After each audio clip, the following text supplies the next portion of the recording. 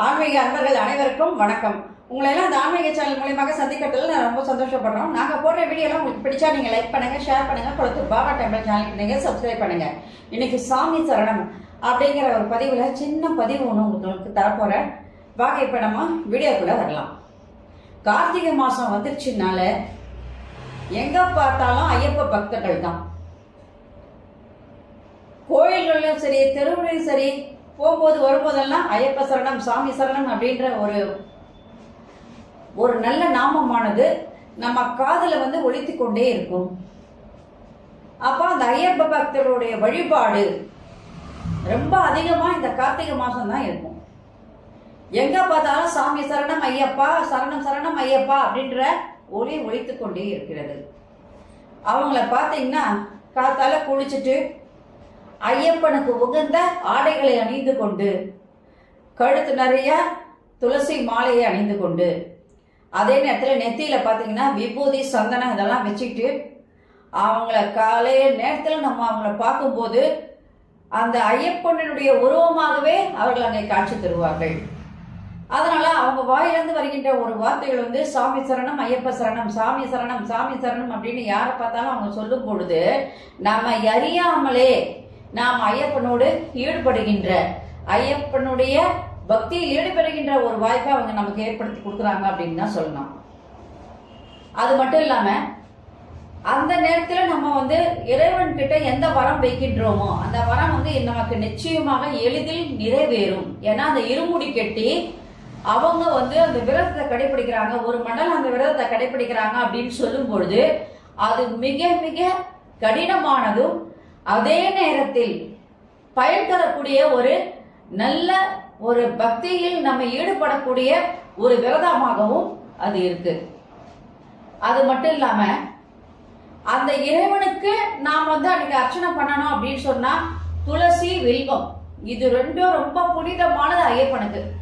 அது நீங்க வீட்டுல பூஜை பண்ணும்போதும் சரி, இல்ல கோயில கொண்டு போய் நீங்க அர்ச்சனை பண்றீங்க அப்படின்னு சொன்னாலும் துளசி, வில்வத்தை கண்டிப்பா நீங்க வாங்கிட்டு போய் கொடுங்க. அதுல மிக்க பலனானது. எல்லா பூவும் வாங்கிட்டு போலாம், இந்த 2 பூக்கு ரொம்ப பலன் அதிகமாக இருக்கும்.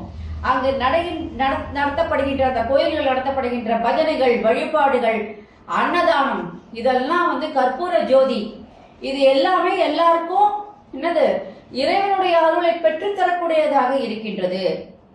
ஐயப்பனுக்கு மிகவும் பிடிச்சமானது அப்படின்னு சொன்னா அரவணை, அதுக்கப்புறம் பாயசம், சக்கரை பொங்கல், அப்பம், இந்த நாளும் நம்ம அவருக்கு படைச்சு நம்ம பூஜை பண்ணும் போது கண்டிப்பாக ஐயப்பன் அதை ஏத்துக்குவார் அப்படின்னு தான் சொல்லலாம். அது ரொம்ப பிடிக்கும் அவருக்கு.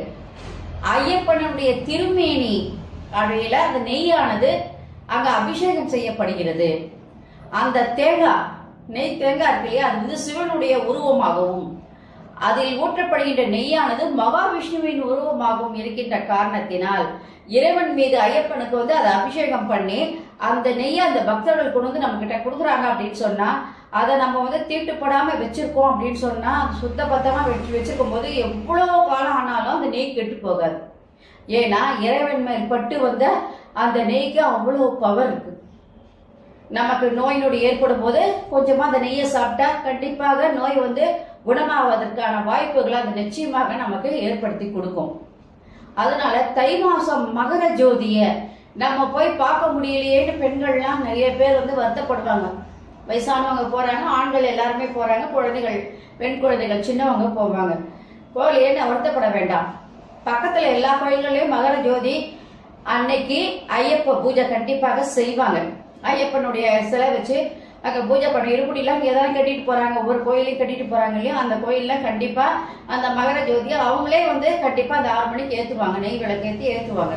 நீங்க அதை போய் தரிசனம் பண்ணாலே அந்த இறைவனை நீங்கள் கண்கூடாக அங்கே காண்பதற்கான வாய்ப்புகளை அது நிச்சயமாக நமக்கு ஏற்படுத்தி கொடுக்கும். அது மட்டும் இல்லாம இந்த விரதம் இருந்து அந்த மாதிரி பூஜை பண்ணும்போது, இந்த ஒரு மண்டலம் பூஜை பண்ணும்போது வீட்டில் இருக்கிற பெண்களுக்கு அதிகமான வேலைகள் தான் அதிகமாக தான் இருக்கும். இருந்தாலும் மனசுக்குள்ள ஐயோ இவ்வளோ வேலை இருக்கே அப்படின்னு நினைக்காம அவங்களோட நம்ம ஒத்து ஆண்கள் ஒரு வீட்டில் ஒரு குடும்பத்தில் ஒரு ஆண் ஐயப்ப பூஜை செய்கிறாரு, விரதம் இருக்கிறாரு, ஒரு மண்டல விரதம் இருக்கிறாரு அப்படின்னு சொன்னா அந்த வீட்டில் இருக்கவங்க எல்லாருமே புண்ணியம் பண்ணவங்க தான். காரணம் என்னன்னு கேட்டிங்கன்னா, எல்லாருமே அந்த வழிபாட்டில் நம்மளை அறியாமல் நம்ம ஈடுபடுறோம். அவ்வாறு ஈடுபடும் போது மனசு ஒன்றி பக்தியோட அவங்களோட நம்ம அந்த ஒரு மண்டலம் இருக்கும்போது அந்த பலனானது அந்த குடும்பத்தில் எல்லாருக்குமே நிச்சயமாக கிட்டும். ஐயப்பன் வந்து எல்லாருக்கும் அருள் கொடுக்கக்கூடியவராக தான் இருக்கிறார். அவர் எங்க இருந்தாலும் எல்லாருக்கும் பலன், அவரை நம்ம நினைச்சாலே போதுமானது, எல்லா பலனும் நமக்கு கண்டிப்பாக வந்து கிடைச்சிரும். அவருக்கு துளசியும் வில்வத்தையும் நீங்க போட்டு அர்ச்சனை பண்ணாலே போதுமானது.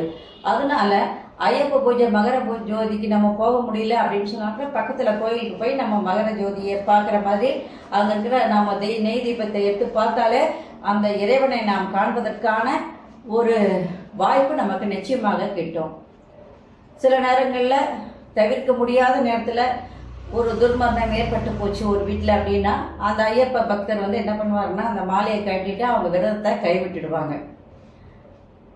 எப்படி இருந்தாலும் நம்ம மனசுல நம்ம நினைக்கும் போது கண்டிப்பாக அந்த ஐயப்பனை நாம் மனதில் உணர்ந்து என்ன பண்ணுவோம், அவரோடு ஒன்றுபடுவோம் என்பதுதான் உண்மையானது.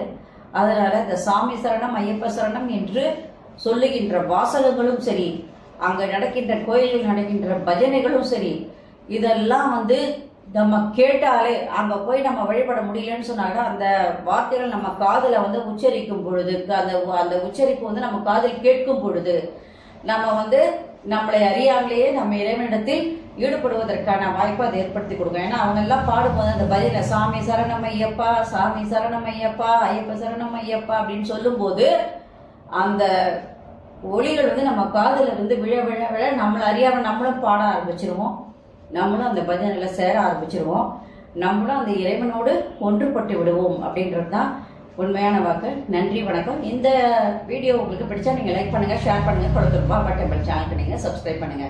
நாளைக்கு வேறொரு பதிவோட உங்களை சந்திக்க வர. நன்றி, வணக்கம். Subscribe to my channel and please press the bell icon for more videos.